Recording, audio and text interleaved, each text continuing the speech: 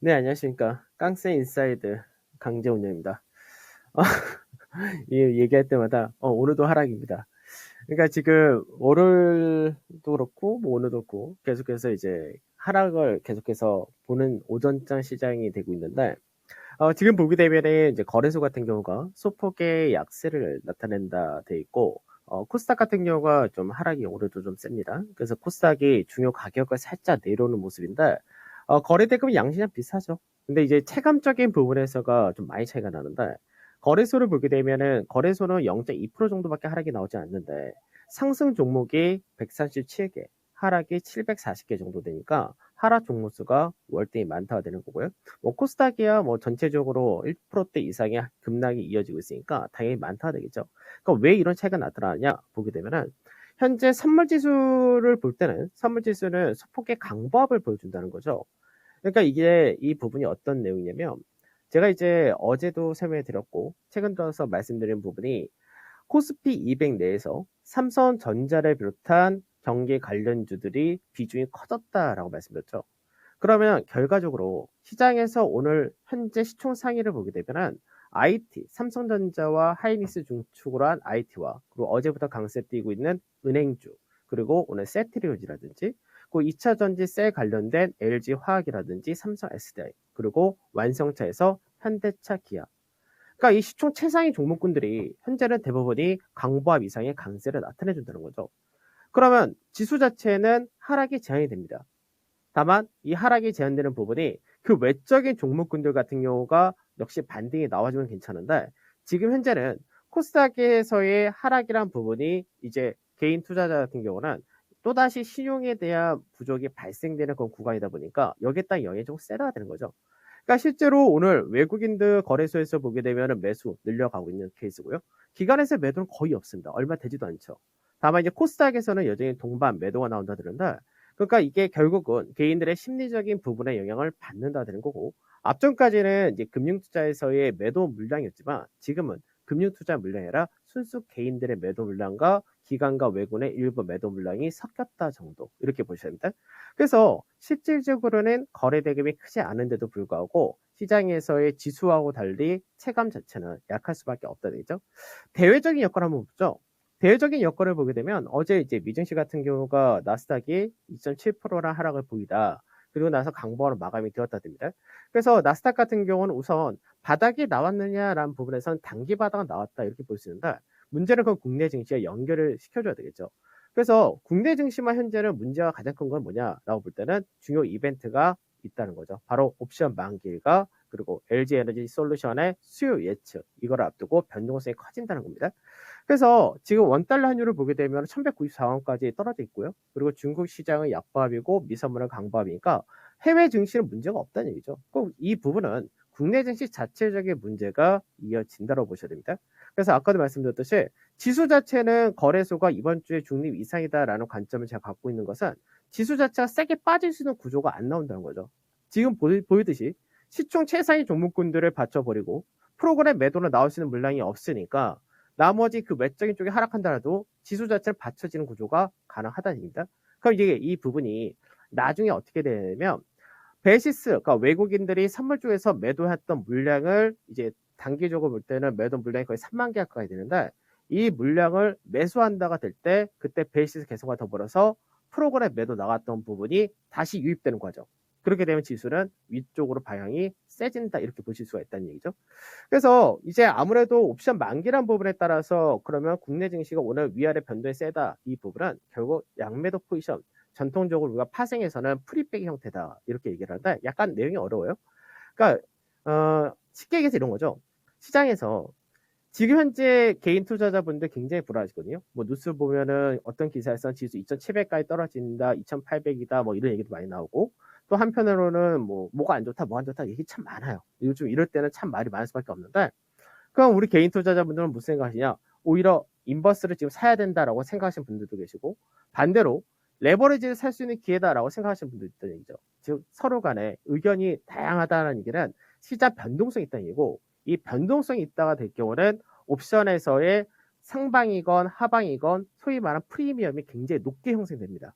그 프리미엄이 높게 형성되면은 외국 입장에서 어떻게 하면 돈을 많이 버느냐? 위아래로 제한시켜 버립니다. 그러니까 우리는 이거를 뭐 증시에서는 가두리 양식한다 이렇게도 표현하는데 제한시켜 버리면 어떻게 되냐? 시장에서 위아래로 왔다 갔다 하지만 결국 그 가격에서 왔다 갔다 하면은 나중에 거기 형성되었던 프리미엄을 싹 수익으로 가져가는 케이스를 만든다 되죠. 그래서 지금 현재 움직인 자리대가 387.5포인트라는 가격을 움직인다가 되는 건데 이 자리대를 지금 보게 되면 외국인들이 현재 11시 20분을 기준으로 할 때 풋 매도에서 갖고 있는 금액적인 부분이 약 200억 가까이 되는 거고요. 콜 매도가 현재는 약 한 80억에서 90억 정도 된다고 보시면 됩니다. 그러면 지금은 왔다 갔다를 하는데 어저께도 하락했고 오늘도 이제 장중에 390원 때 갔다가 바로 또 내려왔다가 387.5에서 등락을 보인다 되면은 현재 여기 있는 양매도 포지션에 있는 콜 매도, 풋 매도에 대한 수익을 그대로 가져간다는 거죠. 그러면 어제 제가 이제 387.5포인트 자리대를 어제 오후에 해버시켜주면은 어제가 주중 저점이다 이렇게 얘기했던 부분이 뭐냐면 시장에서 먼저 밑으로 떨어졌다가 이제 반등시킨다가 되게 될 경우는 시장에서 한쪽에 대한 포지션이 정리가 된다는 얘기입니다. 양쪽에서 다 했던 부분이. 그래서 이게 내일 수요일 만기 전날, 만기일날 이제 최대한 수익을 뽑는 구조로 간다 했을 때는 안 좋게 끝난다 했을 때가 이제 390포인트 전후에서 끝난다가 되는 것이고 좋은 쪽으로 간다 했을 때는 이제 397.5포인트까지가 열릴 수 있다 이렇게 되는 거죠. 즉 시장은 무슨 얘기냐? 하락은 제한적이라는 얘기는 동일한 얘기고 거기서 위쪽 방향을 강하게 뽑아주는 과정을 해줄 수 있느냐 결국 그 싸움이 된다 얘기예요. 그래서 시장은 여전히 똑같습니다. 이번 주 시장 전망 자체는 종합주가 지수는 이제 중립 이상이다. 2,915포인트 전후가 하단이 될 것이고 상단을 강하게 보일 경우는 2,980에서 3,020포인트까지 열린다는 게 이 얘기가 되는 거죠. 그 다음 오늘 시장에서 또 생각해야 될 부분은 아무래도 우리 개인 투자자분들은 최근 들어서 미국에서 국채 수익률의 급등이라는 부분이 이제 오늘 파웰 연준 의장이 청문회에 있기 때문에 여기에 따라서 경계감을 갈 수밖에 없다가 되는 거죠. 근데 이미 이 부분에 대한 초안은 나왔습니다. 그래서 파웰 연준 의장은 인플레이션을 막는데 총력을 기울이겠다라고 이미 어느 정도 얘기를 해놨죠. 그래서 시장에도 어느 정도 반영이 되어 있다라고 생각하셔도 될 것 같습니다. 그 다음에 코스닥의 이번 주 시장 자체에 대한 전망 자체를 제가 중립이다라고 말씀드렸는데 코스닥이 사실 조금 까다롭긴 까다롭죠. 왜 까다롭냐면 제가 간단하게 지수로 볼게요. 지수로 보게 되면 거래소가 앞전 같은 경우 이제 전체적으로 작년에 박스권에서의 흐름을 보여주다가 이건 대형 지수고 다시 종합주가 지수 보면은 전체적으로 작년에 고가와 저가라는 박스권을 만들다가 이 중간 마디가 되는데 이 중간 마디를 이탈하면서 결국은 지수가 최근 들어서 약 3개월 넘는 시간 동안에 좁은 밴드에서 움직인다 돼버렸죠.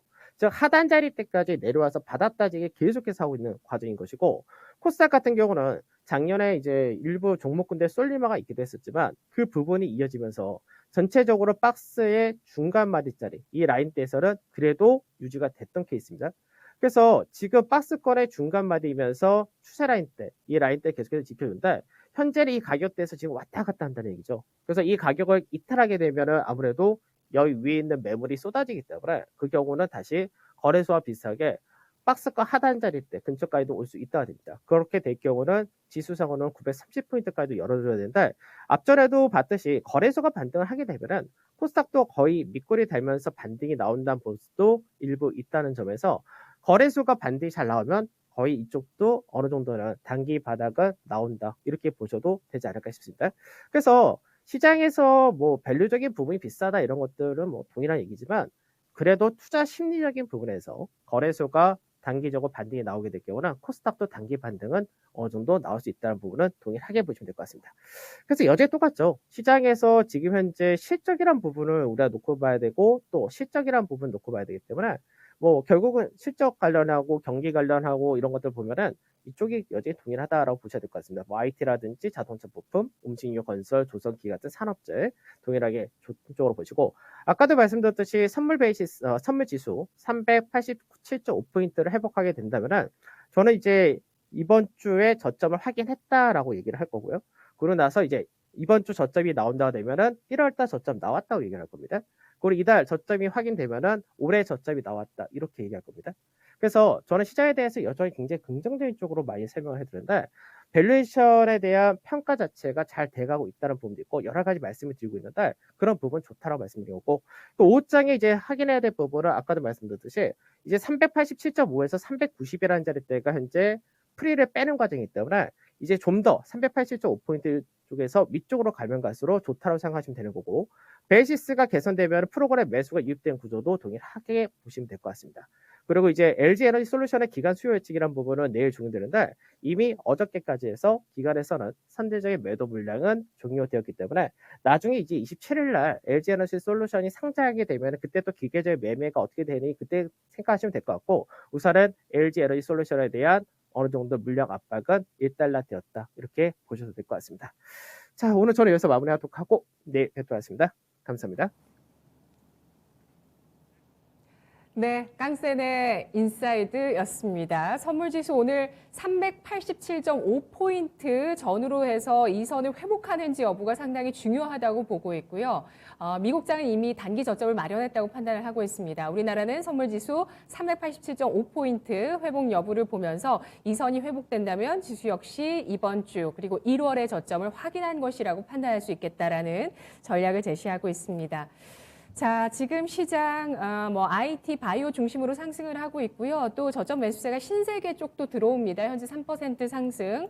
정용진 부회장의 여러 발언들 때문에 이야기가 상당히 많은데 그렇습니다. 광주 신세계의 유상증자의 저가에 참여했던 그 또 정용진 회장의 그 또 이력에 대해서도 또 많은 얘기들도 나오고 있죠. 자, 시장에 대한 판단해 드릴 수 있는 여러 가지 정보들 전해드렸습니다. 판단 기준으로 잘 삼아보시고요. 다만 주가의 상승과 하락을 보장하지 않는다는 점 유의하시면서 투자하시기 바라겠습니다. 오전장 여기까지입니다. 고맙습니다.